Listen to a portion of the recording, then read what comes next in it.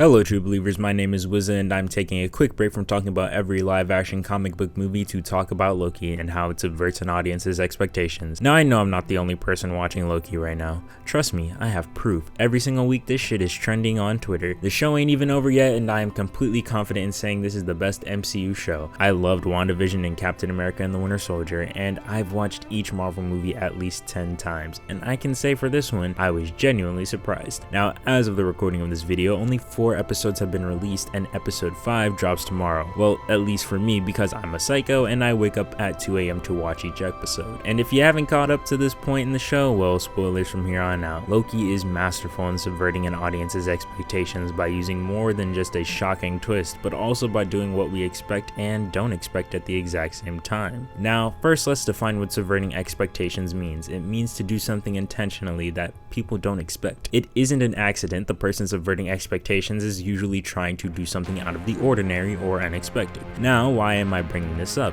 about Loki specifically? Well, that's because episode 4 came out and the internet lost its shit. Now, when it comes to examples of subverting expectations, I have 2 major examples to reference here: Luke's arc in The Last Jedi and Knives Out.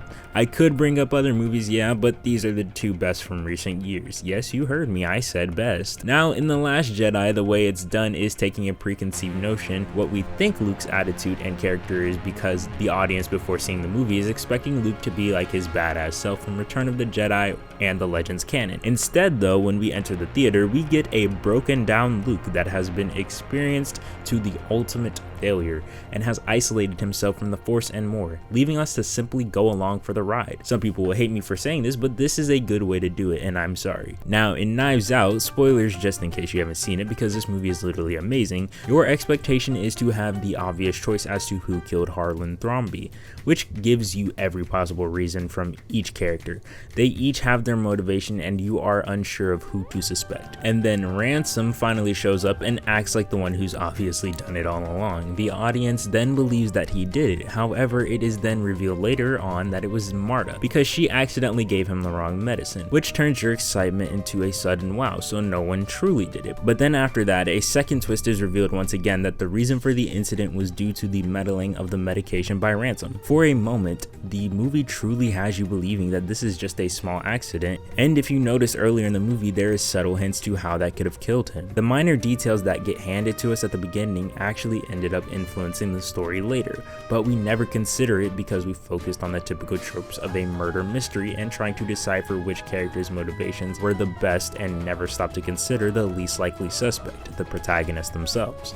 And this works because after it's revealed that Marta was the one who did it, the movie begins to resolve itself, but then Detective Blanc comes back to solve it again. Now, why does Loki work in this case? Well, let's think for a moment. What has happened the previous 2 MCU shows? Fans theorized everything, especially in WandaVision. The theorization of Marvel fans, like myself, who have extensive knowledge beyond just the movies, hype up many fans to make things bigger than they may seem. We learned our lesson with WandaVision, and Captain America and the Winter Soldier helped us ground ourselves. Now, when entering into Loki, we had to simply go in blind. There wasn't much given from the start, and we were still kind of like, what is this gonna be? Then that first episode came out, and all hell broke loose. Now, Marvel Studios isn't stupid. They know we're already trying to figure out every next step, so Loki obviously used that to its advantage.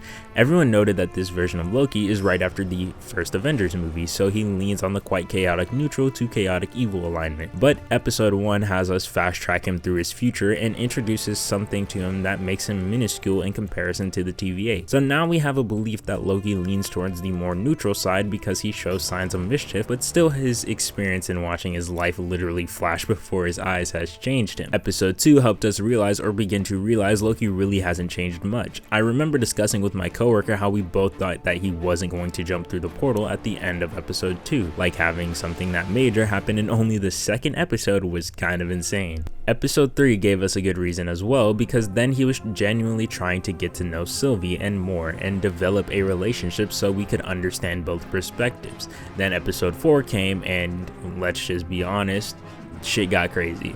But let's think about this first. What's a good argument against most Marvel movies as to why they can be the same and quite boring at times? There are little to no stakes. No one dies except for the few times in the Infinity War saga, which was a major event in the universe, so obviously somebody was gonna die. The only characters that have really died up to this point are Iron Man and Black Widow, and so did Gamora, except she's still alive in the end. Steve Rogers hasn't even been confirmed dead either. People just think he's on the moon. Our preconceived belief of that prevents us from considering other possibilities beyond just the comic storylines, and then we've already begun to theorize the connection to Kang the Conqueror and the false timekeepers. So the moment in episode 4 where they purged Mobius had me genuinely shocked. In that moment, everything changed because, as shown to us earlier in the show, once you've been purged, you can't come back. And this is basically the next main character after the Lokis themselves. Now, we also all heard the Kang the Conqueror theory, that the timekeepers aren't real, and Loki once again used our expectations to bring us to that point. Because the moment Sylvie goes to kill the timekeepers and we find out they're androids, we're all like, yay, our theories are confirmed, and then not even 2 minutes later, Loki is purged by Ravonna. And yes, I know there's a post-credit scene. Now, what are we left with? Nothing but a cliffhanger where we have no choice but to stop theorizing and really take a minute just waiting for the next episode. I mean, people still continue to, make guesses and whatever anyways, but what's the point in considering a Kang theory when now you're worried about the main character even being the main character anymore? When our expectations are subverted and when we don't see things coming or can't predict what will happen and they do it on purpose, we have no choice but to watch what will unravel next. And I think in the context of Loki, it really works, because it's time we just stop theorizing and take a moment to breathe and just go on this crazy comic book journey. I mean, especially because this dude's literally the god of mischief, so why wouldn't there be twists and turns in a show about Loki? They've combined what they expected us to think and believe and how we expect most MCU media to go and taken that to its advantage, as well as our constant theorizing. Now, there's only 2 episodes left and I think they will be amazing, but don't you remember that feeling of where at that point we had no idea what was next and all you could do was sit there in disbelief of what you saw? Shows don't kill off main characters that often unless you're like Game of Thrones, and for a good 45 seconds before that post-credit scene, you had no choice but to assume you had no idea what was coming next and that this is crazy. And that's the beauty of this show. Every episode it continuously amped up a new twist that worked. The first episode we see an evil Loki turn quickly to good, the next a neutral/good Loki following the villain. Then we saw Loki take a moment to understand someone like himself and break it down, only to see them fail, which even more solidified, oh yeah, he's not gonna die. Until episode 4, where we were hit back to back to back on multiple layers, leaving us just waiting to know what happens next. This show has really been amazing and I can't wait for it to finish, because to me this has really played out like a comic book. I mean, I know the feeling very well feels like waiting for that next issue in a good series. Like, that's how I feel reading James Tynion's new Joker series. I really hope Marvel keeps up with this trend because it feels fresh and new and something they really haven't done before. The past 3 shows have all done something different and delved into themes that are more mature and ideas more bizarre than ever before. I can say that this show is the most comic book feeling Marvel production since Thor Ragnarok. No, I won't be explaining that any further until I reach that point in the live action review series. Also, part 3 will probably be finished next week or maybe 2 weeks from now. Maybe even 3, so go check that out when it's uploaded. As always, thank you for watching this video, and if you want me to talk about more random things like this, you should like this video or maybe even leave a comment down below. Maybe even subscribe if you're new, because I really want to talk about how the new animated Long Halloween movie changes the original story in the perfect way. If you want to call me stupid in that I don't understand comics and movies, you can follow me on Twitter and find me there.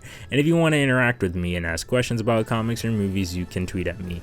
Other than that, I've got nothing left to say, so always remember, true believers, I'll see you next time. Excelsior.